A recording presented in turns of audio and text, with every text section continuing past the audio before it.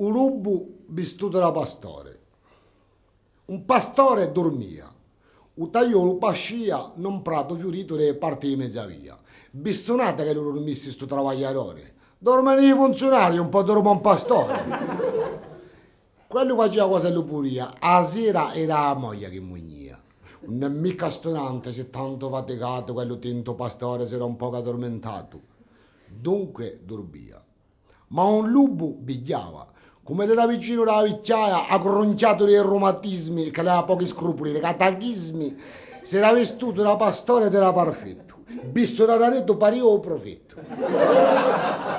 I panni l'aveva piato dall'orto rimasto un Marcelli che l'aveva appiccati per far scappare la gelli. Si diceva, la prima pecora che mi passa a tira mi sciacquo sotto il pilone avanti che la rento un grido. Ma per essere più sicuri di passare per pastore, volse o parlarore. A oggi era un pastore di un lupo muglio, si può confondere se lo faccio un po' cuglio. Tutte e due sono piene d'armonia e sono tutte le stesse da Accia Bastia. A quello pastore, auditore della radio, gli parsa oggi era André Clavò. Ma si mise presto un posone sorpreso dalla pronunciazione e ti vede sto con un falone con un pastorale in mano, ma con denti simuli, un puriaisse cristiano.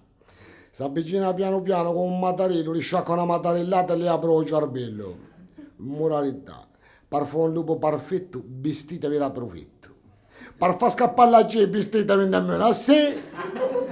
E se un sonno faccio partita la vostra cura, fate una domanda in piega alla prefettura.